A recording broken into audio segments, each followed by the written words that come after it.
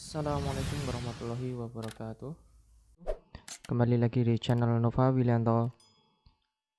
Teman-teman, pada kesempatan kali ini saya akan coba berbagi ya, yaitu berbagi materi, yaitu berkaitan dengan fungsi dasar komponen pada fuel injection friction, atau bisa dipakai juga di hampir seluruh motor ataupun mobil fuel injection yang sekarang. Ini menggunakan konsep-konsep yang akan coba saya bagikan atau saya coba bahas di kesempatan kali ini.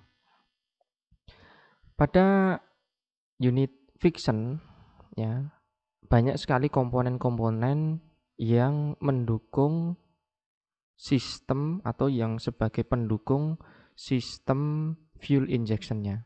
Di sini ada banyak sekali komponen. Kesempatan kali ini nanti saya akan coba mungkin satu atau dua materi. Yang pertama, di sini ada max dan FID, atau bisa disebut seringnya itu throttle body. Ya, kalau di motor karbu ini ya sebagai karbunya. Kemudian di sini juga ada CPS atau crankshaft position sensor. Kemudian nanti ada coolant temperature sensor, ada lead angle sensor, kemudian ada ECU, kemudian ada rangkaian-rangkaian starting, relay, kemudian ada relay fan dan lain sebagainya. Kemudian di sini ada fuel pump, kemudian ada fuel hose, kemudian ada juga injektor.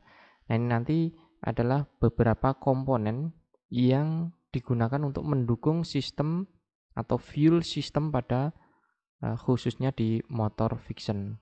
Dan ini hampir sama semuanya pada fuel injection motor-motor yang ada pada sekarang ini. Langsung saja yang pertama kita bahas ke yang di max dan FID. Nah, max dan FID ini satu komponen ini biasanya sih sering disebut dengan throttle body ya. Ya kalau di yang tadi saya sebutkan di karburator ya, ini karburatornya.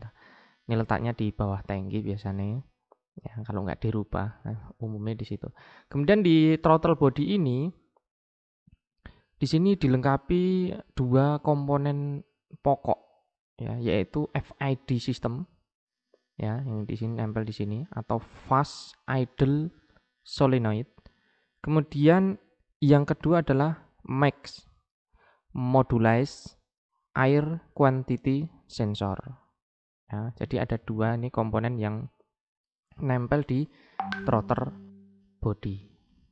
Nah, ini komponen yang sangat berpengaruh sebagai inputan nanti, sebagai inputan. Oke, kita lanjut. Masuk yang pertama, kita ke FID. Nah, FID ini atau fast idle solenoid ini komponen seperti ini. Nah, ini secara fungsi dia menambah aliran udara ke throttle body pada saat mesin masih dingin, sehingga bahan bakar yang disuplai dari injektor bertambah. Ya, efeknya mesin mudah dihidupkan. Ya, jadi ini digunakan saat mesin dingin, bukan digunakan sih. Ini berfungsi saat mesin dingin. Dia ini akan menambah aliran udara sehingga seakan-akan tuh bahasa gampangnya itu gasnya lebih gede atau digedekan gasnya. Jadi kalau kita di pagi hari misal menggunakan gas agak gede, maka cenderung lebih cepat hidup. Apalagi kalau di mesin karburator, kalau kita starter ataupun kita engkol nggak hidup-hidup, biasanya minta digas sedikit. Nah, dia akan cepat hidup itu dibanding tidak di gas sedikit itu. Nah, FID secara prinsip seperti itu. Kita lihat untuk lebih detailnya. Nah, FID di sini ada dua kondisi lah. Yang poin pokoknya ada dua kondisi, yaitu yang pertama kondisi mesin itu panas. Yang pertama panas, yang kedua adalah kondisi mesin dingin. ya. Nah, di sini ada FID, kemudian ECU itu yang mengatur di situ. Jadi nanti ECU itu akan ngirim arus masuk ke FID ini. Ya, dia ngasih tegangan, dia akan ngirim ke solenoid itu, dia akan menutup atau membuka. Nah, di sini apabila ada sinyal dari ECU, maka valve di sini itu akan tertutup. Ya, kalau ada sinyal dari ECU. Kalau nggak ada sinyal, maka dia akan terbuka. Ya, sehingga putaran idle atau putaran gas bawah itu dia akan lebih tinggi. Makanya kalau friction itu di pagi hari atau di awal start itu ketika kita hidupkan itu RPM-nya lebih tinggi dari RPM biasanya. Ya mungkin di 1500 atau 1300 ya. Dia agak tinggi. Nanti kalau mesin sudah mulai panas, dia akan turun sendiri dan stabil di RPM 1200. Nah, itu yang bekerja adalah di FID ini atau fast idle solenoid. Nah, nanti kalau di pagi hari kok nggak mau atau susah start dan sebagainya, bisa jadi permasalahannya di FID ini. Nah, kemudian cara kerjanya seperti apa? Ya, dari mesin kita on kan, kemudian nanti dari termosensor, ya, termosensor ini dia mendeteksi panas atau tidak. Ya, kalau dia itu panas, maka dia akan ngirim sinyal ke sini, seret, masuk ke solenoid, dia akan menutup kalau kondisinya panas. Ya, jadi ini, kemudian ini ECU-nya, ini ada nomor-nomornya, ini adalah kabel yang menuju ke termosensor. Jadi ini bisa kita urut kalau memang ada masalah di solenoid ini, kita bisa ukur melewati jalur-jalur ini. Nah, ketika dingin, maka dia memberi sinyal ke ECU, ya memberi sinyal ke ECU, kemudian dia akan mematikan solenoid, ya untuk mematikan solenoid sehingga aliran di sini itu akan terbuka. Ketika ini terbuka, maka ada tambahan udara yang di sini ada valve-nya yang menuju ke intake, ya ini jalur udara. Nah ini akan ada tambahan dari hole kecil di sini, ya, masuk ke sini. Yang tadi di gambar sebelumnya itu dia nih gambar yang sebelumnya ini, nah ini dia melewati lubang di sini. Ini akan tembus ke belakang. Nah, ketika dia melewati di sini, masuk ke sini, nah ini akan ada tambahannya. Sehingga ketika mesin kondisi dingin atau bahkan itu di awal start itu karena di sini belum aktif, maka dia gasnya itu akan tinggi dulu. Kalau dia sudah panas, dia akan langsung turun lagi dengan RPM stabil. Ya rata-rata di 1200. Oke, itu yang pertama di FID ya. Kemudian di throttle body setelah atau selain di FID tadi ini dilengkapi juga bypass screw ya atau apa ini bahasanya itu skrup angin-angin lah untuk ngatur RPM. Nah di sini ini hampir berseberangan dengan FID lah. Nah ini digunakan untuk menyetel putaran RPM-nya. Jadi kalau misal RPM di bawah itu ketika kita standar kok dia di RPM 1500, jadi mesin itu kalau idle atau tidak bergerak netral gitu diem gitu nggak digas kok jadi 1500 gereng gitu kan, maka ini kita bisa lakukan di sini, kita kendorkan, sorry bukan dikendorkan tapi dikencengin, maka RPM itu akan turun. Ketika kita pengen naikkan RPM maka kita putar ke kiri. Ya, jadi misal kalau RPM-nya di berapa 600 gitu, nah kita bisa kendorin di sini untuk menaikkan RPM. Nah standarnya itu di sekitar di 1200 ya, itu untuk bypass screw ini setelan idling. Nah seperti itu ya.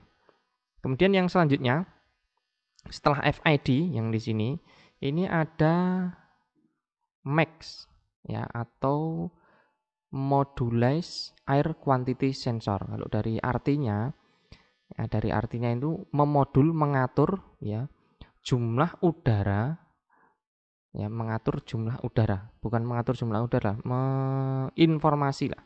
Bisa dibilang juga bisa menginformasi, mengkalkulasi jumlah udara yang dimasukkan melewati throttle body ini. Sehingga ketika dia terbaca, oh misal jumlah yang dimasukkan adalah 1000 gram gitu kan, atau taruhlah di volume 1000 gitu. Maka si ECU nanti dia akan menyesuaikan, ya akan menyesuaikan seberapa banyak fuel atau bensin yang harus disemprotkan oleh injektor. Jadi ketika masuknya misal perbandingannya itu 14:1, 14 gram, kemudian 1 gram fuel atau bensin, maka yang bertugas untuk mengetahui berapa udaranya itu adalah max ini. Misal terbaca 1000 gitu, maka perbandingannya misal 1:1000 gitu, maka si bensin itu yang akan disemprotkan oleh injektor itu 1 gram saja atau 1 saja. Sehingga dia bisa menyesuaikan takarannya. Jadi di injeksi ini sudah diatur, ini takarannya yang sesuai seberapa, makanya dia bisa lebih irit, lebih bertenaga, dan yang lain sebagainya. Itu untuk fungsi dari max ini. Di dalam modul ini atau di max ini itu ada 3 komponen utama. Ya. Yang pertama adalah intake temperature sensor. Nah ini letaknya di sini kalau ini atau di sini. Ya kalau ini di dalamnya itu di sebelah dalamnya atau sebaliknya itu. Ini nanti tembus di dalamnya dari air filter ini atau dari luar ini. Ini yang masuk ke manifold. Nah ini yang dari air filter. Nah, nanti yang tembus di sini. Kemudian yang kedua ada throttle position sensor atau TPS. Ini yang di tengah di sini. Nah, ini gabung atau jadi satu dengan yang throttle valve yang di tengah tadi, yang untuk membuka gas. Ya, untuk membuka gas. Ya, ini gabung dengan tarikan gas dari tangan. Nah, ini gabung di sini. Nah, ini untuk menginformasi ini bukaan dari throttle itu seberapa. Itu yang membaca adalah TPS ini atau throttle position sensor. Kemudian yang terakhir di sini ada intake air pressure. Nah, ini yang berada di sini. Ini di sini atau di kotak ini. Ini kalau ini di sini. Ya. Nah, ini nanti juga ada fungsinya tersendiri. Oke. Untuk yang pertama di sini ada intake air pressure sensor. Jadi sebelum masuk ke intake di sini ada pentolan ini, yang ini tergabung dengan max tadi. Nah, ini bertugas sebagai mengkoreksi penyimpangan campuran bahan bakar terhadap udara akibat perubahan kepadatan udara. Jadi dia akan mendeteksi ini udara di sekitar di sini, dia akan tahu nih, oh ini dingin berarti padat dia. Oh ini panas ini, dia akan mengembang. Nah, dia akan mengetahui dan dia akan memberikan informasi ke ECU. Kalau dia terlalu padat, ya udaranya terlalu padat, maka fuelnya itu juga harus lebih banyak, ya lebih banyak biar seimbang. Kalau dia itu terlalu renggang atau panas, sudah panas, maka fuelnya akan dikurangi. Nah ini bertujuan untuk apa? Bertujuan untuk menyeimbangkan, ya menyeimbangkan antara inputan udara dan fuel yang akan disemprotkan. Ketika nanti itu seimbang, maka tenaga yang dihasilkan juga akan lebih maksimal. Seperti itu. Nah, keuntungannya di sini ketika menggunakan intake air temperature sensor ini, respon mesin, akselerasi, kemampuan start sangat baik. Karena tahu dia, oh ini udara dingin berarti tak tambahin, oh ini udara panas tak kurangin. Dia akan lebih baik. Kemudian konsumsi bahan bakar efisien. Jelas ini akan lebih mengirit ya karena dia tahu porsinya. Nah, ini juga disesuaikan dengan standar emisi. Nah, standar emisinya dia juga tahu. Oh, kalau dia misal terlalu padat gitu atau kondisi dingin udaranya, maka misal kalau si bensinnya itu disemprotkan lebih sedikit, maka akan kebanyakan udara. Kalau kebanyakan udara, maka hasilnya tidak maksimal. Kalau di sini panas, ya udaranya sedikit misal, kemudian si injektor dikasih semprotan yang banyak, maka dia juga akan tidak imbang atau bisa dibilang terlalu gemuk. Campuran bahan bakar dan udara terlalu gemuk, maka mengakibatkan akan keluar asap hitam dan lain sebagainya. Seperti itu. Oke, ini untuk yang intake air temperature sensor. Nah, intake air temperature sensor ini dia diberi tegangan oleh ECU ya, 5 volt ya. Kemudian di sini modelnya adalah termistor dengan tipe NTC. Kalau NTC itu negatif thermal coefficient kalau nggak salah. Nah, dia nanti kalau ini salah mohon dikoreksi. Nah, dia itu bekerja gampangannya seperti tabel di sini. Kalau dia temperaturnya itu semakin panas, maka hambatan pada intake air temperature sensor ini dia akan berkurang. Ya, ketika dia semakin dingin, hambatannya akan naik. Nah, ini untuk membaca udaranya itu tahu dia, oh ini udara panas ini, maka dia akan temperaturnya, hambatannya akan semakin kecil. Misal kalau temperaturnya panas, gitu. Kalau dia dingin temperaturnya, maka hambatannya akan semakin tinggi. Dan itu akan dibaca oleh ECU. Oh, ternyata ini baru panas ini, maka dia akan tahu seberapa panas dan lain sebagainya. Ini membaca karena dia ada tegangan ini. Kemudian diolah oleh ECU untuk mengeksekusi si injektor itu menyemprotkan seberapa dengan berdasarkan informasi dari intake air temperature sensor ini. Nah, ini dari switch masuk ke satu di sini. Nah, ini dia akan ngirim 5 volt. Nah, nanti kembalinya berapa? Nah, ketika ini kembalinya itu kecil, maka berarti di sini itu ya, bisa jadi resistansinya itu tinggi. Kalau resistansinya tinggi, berarti kondisinya itu masih dingin. Kalau di sini ngirim 5 volt kembalinya tuh tinggi juga, berarti di resistornya di sini itu rendah nilainya atau kondisinya panas. Ini di materi ini disampaikan dilarang menjatuhkan intake air temperature sensor karena rusak. Nah, ini sensitif. Ya, mudah rusak. Jadi hati-hati. Teman-teman ketika membongkar-bongkar di throttle body, hati-hati karena ini sensitif. Kemudian yang kedua, di sini adalah TPS atau throttle position sensor. Ini letaknya yang di tengah di sini.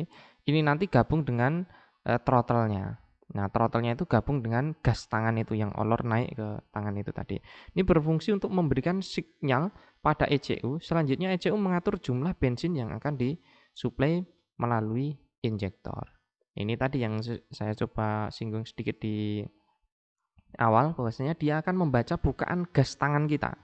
Kalau kita membukanya taruhlah itu full, maka dia akan akan membaca, oh ini baru full ini.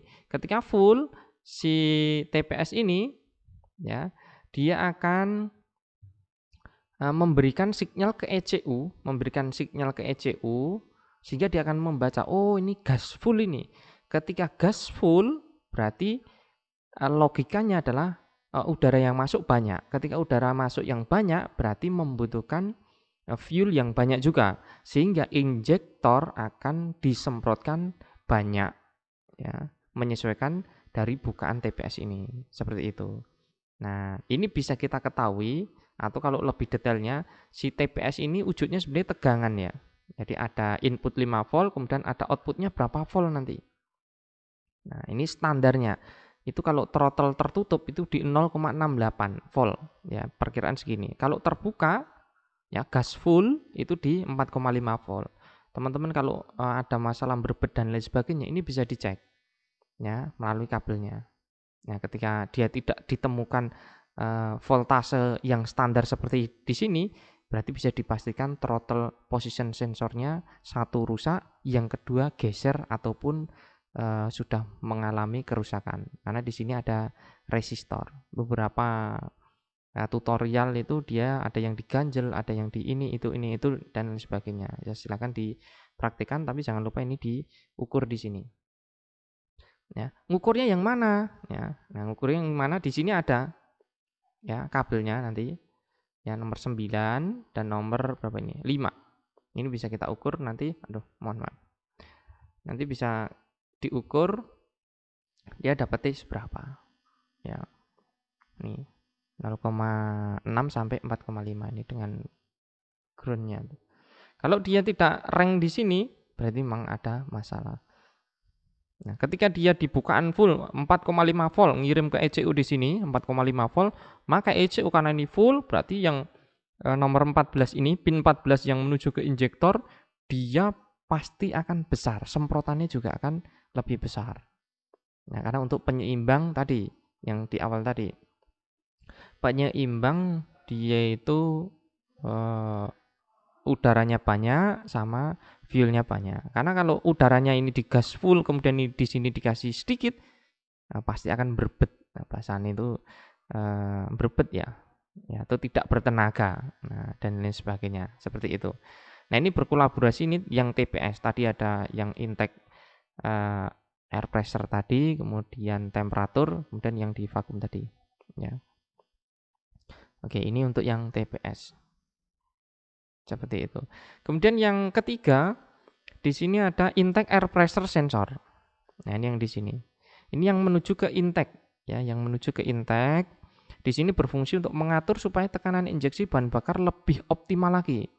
Jadi di sini itu ada 3 kalau yang saya lihat untuk yang pertama ini ya, 3. Jadi yang di max ini semuanya berfungsi untuk memaksimalkan informasi kepada ECU sehingga dia memberi eksekusi kepada atau eksekusi itu bahasanya memberikan perintah kepada injektor akan lebih tepat ya.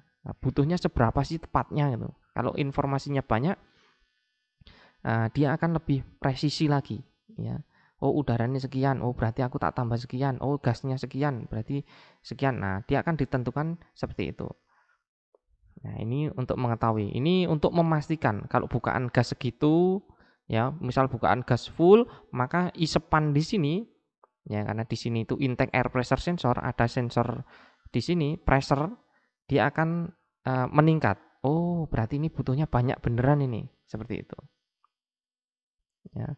Nah, ini keuntungannya atomisasi bahan bakar sangat baik. Nah, karena memang pengkabutannya itu jadi lebih jelas dari injektor karena informasi dari intake air pressure sensor ini. Respon mesin jelas lebih baik ya. Kemudian konsumsi bahan bakar sangat efisien. Oke, ini untuk air intake atau intake air pressure sensor. Untuk cara kerjanya ya hampir sama seperti sebelumnya. Jadi dia itu dikasih arus oleh ECU, kemudian nanti dia akan memberi feedback ke ECU berapa. Nah, itu dia yang memberi feedback dari signal ini, diafragma nih. Ya. Ketika dia mendeteksi, nah dia akan diolah oleh ECU. Seperti itu. Nah, ini di sini ini untuk kabelnya yang masuk ke intake air pressure. Nah, setelah dia masuknya berapa, keluarnya berapa, maka dia akan digunakan untuk mengeksekusi si injektornya itu. Oh, berarti ini banyak ini, maka dia akan nyemprot seperti itu. Jadi cukup sederhana. Oke, teman-teman itu yang bisa saya sampaikan. Jadi untuk komponen yang bisa kita sharingkan pada kali ini yaitu berkaitan dengan throttle body, max dan FID ya. Semoga bisa bermanfaat. Nanti kita akan lanjutkan di part selanjutnya atau di video selanjutnya untuk komponen yang lainnya. Nah, demikian yang bisa saya sampaikan. Terima kasih teman-teman telah menyaksikan video ini. Jangan lupa like, subscribe, dan komen channel ini agar ke depan bisa kita sampaikan lagi ilmu-ilmu yang insya Allah bermanfaat bagi kita semua. Terima kasih. Assalamualaikum warahmatullahi wabarakatuh.